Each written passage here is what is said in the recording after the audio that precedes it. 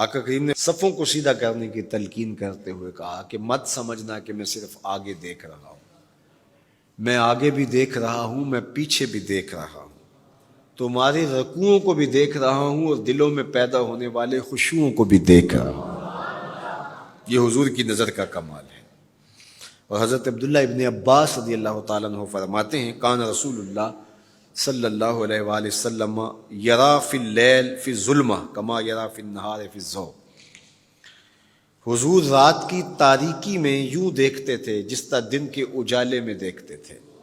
میں نہیں دیکھ سکتا، یہ دیکھو یہ روشنیاں ہیں، یہ لائٹیں لگی ہوئی ہیں اور میں یہاں سے دیکھ رہا ہوں، اگر یہ چراغاں ختم ہو جائے، یہ روشنیاں بجھ جائیں تو وہ دور چیزیں لکھی ہوئی ہیں وہ تو دکھائی نہیں دیں گی، یہ کتاب میری جھولی میں بھی ہوگی میں پھر بھی نہیں دیکھ سکوں گا، اس لیے کہ میری آنکھیں نور ہیں، لیکن یہ اتنی دیر تک نہیں دیکھ سکتی جب تک یہ خارج کی روشنی بھی موجود نہ ہو۔ لیکن حضور سراپا نور ہیں، حضور ظلمت میں بھی دیکھتے تھے، روشنی میں بھی دیکھتے تھے۔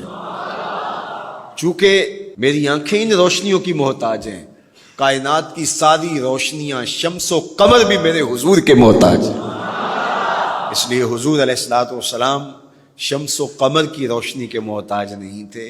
حضور کی مبارک آنکھیں جو ہیں وہ اندھیرے میں بھی دیکھتی تھیں اور حضور کی آنکھیں روشنی میں بھی دیکھتی تھیں۔ آقا کریم علیہ السلام نے ایک موقع پہ ارشاد فرمایا وَإِنَّ مَوْعَدَكُمُ الْحَوْض وَإِنِّي لَأَنظُرُ إِلَيْهِ مِن مَقَامِي هَٰذَا، بخاری مسلم باقی کتب حدیث میں موجود ہے۔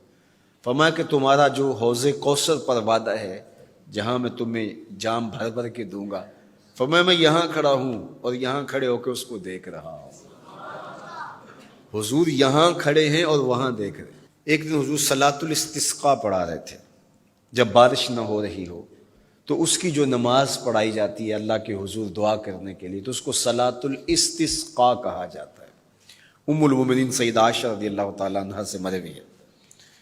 تو نماز پڑھاتے پڑھاتے حضور نے ہاتھ آگے کیا پھر پیچھے کھینچ لیا، تو عمومی طور پہ ایسا نہیں ہوتا۔ تو صحابہ نے جب دیکھا تو بعد میں کسی نے پوچھا حضور آج نماز میں آپ نے ہاتھ آگے بڑھایا اور پیچھے کھینچ لیا، مجھے بتائیے کہ حالت نماز میں نظر کہاں ہونی چاہیے؟ جائے سجدہ پہ ہونی چاہیے نا، لیکن صحابہ حضور کو دیکھ رہے ہیں۔ اللہ اکبر۔ صحابہ سے کسی نے پوچھا کہ تم بتاؤ ظہر اور عصر کی نمازوں میں حضور قرات کرتے تھے؟ کہا ہاں کرتے تھے، بخاری میں ہے۔ تمہیں کیسے پتہ ہے کرتے تھے؟ کہا نحن نعلم باضطراب لحیتہ، ہم حضور کی مبارک داڑھی کی جنبش سے اندازہ کرتے تھے کہ قرات ہو رہی ہے۔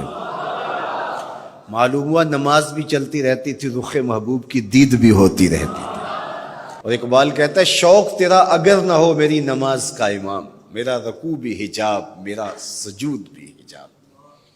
اللہ اکبر۔ تو حضور نے ہاتھ آگے بڑھایا اور پھر کھینچ لیا۔ پوچھا گیا حضور یہ آج نماز میں ایک نئی چیز ہم نے دیکھی، آپ نے ہاتھ آگے بڑھایا پھر کھینچ لیا؟ فرمایا ہاں، جنت میں کھجوروں کا ایک خوشہ لٹک رہا تھا، میں اس کو توڑنے کے لیے ہاتھ ڈالا تھا پھر میں نے چھوڑ دیا، اور اگر میں توڑ لیتا تم قیامت تک کھاتے رہتے ختم نہ ہوتا، لیکن میں نے کہا نہیں چلو پھر قیامت کو ہی صحیح۔ اب حضور کھڑے کہاں ہیں؟ مدینہ المنورہ میں، اور جنت کہاں ہے؟ سدرۃ المنتہا سے اوپر۔ سر پٹ گھوڑا دوڑے اور تیز رفتار گھوڑا، تازی گھوڑا، 500 سال دوڑنے کے بعد پہلے آسمان تک پہنچے، پھر اتنی موٹائی آسمان، پھر دوسرا آسمان، پھر تیسرا آسمان، درمیان میں پھر خلائیں بھی، پھر وہاں سے 7 آسمانوں کے بعد کہیں سدرۃ المنتہا۔ اور قرآن بتاتا ہے کہ جنت بھی سدرۃ المنتہا کے پاس ہے، پھر آگے جنت، اور جنت کے جو درخت ہیں وہ 70,000 سال کی اونچائی پر ہیں، وہاں لٹکتی ہوئی کھجوروں کے خوشے، اور حضور علیہ السلام نے یہاں کھڑے ہو کے ہاتھ بڑھایا اور وہاں حضور کا ہاتھ پہنچ گیا۔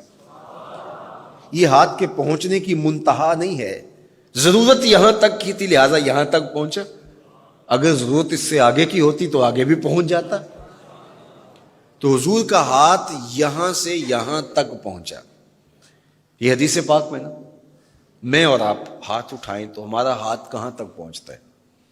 5 فٹ قد ہے تو 3 فٹ اوپر ہاتھ پہنچ جائے گا، تو ہمارا ہاتھ 8 فٹ تک پہنچے گا، زمین سے 8 فٹ تک. چلو کسی کا 9 فٹ تک پہنچے گا، کوئی چھلانگ لگا کے اچھل کے اوپر لے جائے گا تو 10 فٹ تک پہنچ جائے گا.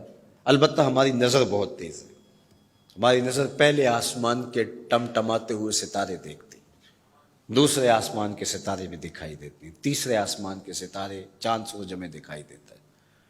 ہمارا ہاتھ 3 فٹ تک یا 10 فٹ تک پہنچتا ہے، نظر تیسرے آسمان تک پہنچتی ہے، اور جس کا ہاتھ جنت تک پہنچتا ہے اس کی نگاہ کہاں تک پہنچتی ہوگی، اس کی نظر کا کمال کیا ہوگا. اس لیے فرمایا انی ارا ما لا ترون واسمع ما لا تسمعون، جو میں دیکھتا ہوں وہ تم نہیں دیکھتے، جو میں سنتا ہوں وہ تم نہیں سنتے. اپنے حواس کو نبی کے حواس پر قیاس کرنا یا نبی کے حواس کو اپنے حواس پہ قیاس کرنا سوائے جہالت کے اور کچھ نہیں ہے. چے نسبت خاک را بعالم پاک، کہاں ہم کہاں ان کی ذاتیں بابرکات. اس لیے فرمایا انی ارا ما لا ترون واسمع ما لا، جو میں دیکھتا ہوں وہ تم نہیں دیکھتے، اور جو میں سنتا ہوں وہ تم نہیں سنتے. اللہ اکبر. ہماری آنکھیں تو چمکتے ہوئے سورج کو دوپہر کے وقت نہ دیکھ پائیں، چندھیا جائیں، آنکھوں میں پانی اترنے لگے، اور محبوب کی آنکھیں بے حجاب دیدار رب کریں. اور قرآن کہے ما زاغ البصر وما، آنکھ چندھیائی بھی نہیں اور حد ادب سے تجاوز بھی نہیں کیا.